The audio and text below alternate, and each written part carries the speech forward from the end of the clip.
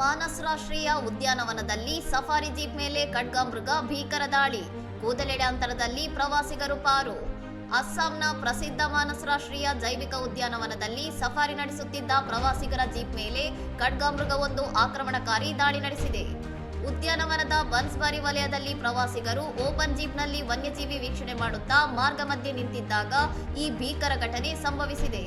ಅಲ್ಲಿಗೆ ಧಾವಿಸಿ ಬಂದ ದೈತ್ಯ ಖಡ್ಗಮೃಗವೊಂದು ಏಕಾಏಕಿ ಜೀಪ್ಗೆ ತನ್ನ ಕೊಂಬಿನಿಂದ ಬಲವಾಗಿ ಡಿಕ್ಕಿ ಹೊಡೆದಿದ್ದು, ಅದರ ರಭಸಕ್ಕೆ ಜೀಪ್ನ ಟೈರ್ ಸ್ಥಳದಲ್ಲೇ ಛಿದ್ರಗೊಂಡಿದೆ.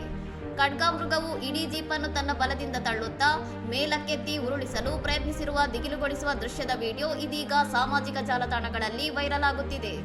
ರೈನೋ ಆಟಾಟೋಪದಿಂದ ಜೀಪ್ನಲ್ಲಿದ್ದ ಪ್ರವಾಸಿಗರು ಭಯದಿಂದ ಕಿರುಚಾಡಿದ್ದು, ಇಂತಹ ಕಠಿಣ ಪರಿಸ್ಥಿತಿಯಲ್ಲೂ ಸಫಾರಿ ಚಾಲಕ ಧೈರ್ಯ ಕಳೆದುಕೊಳ್ಳದೆ ಜೀಪನ್ನು ನಿಧಾನವಾಗಿ ದೂರ ಚಲಾಯಿಸಿದ್ದಾರೆ.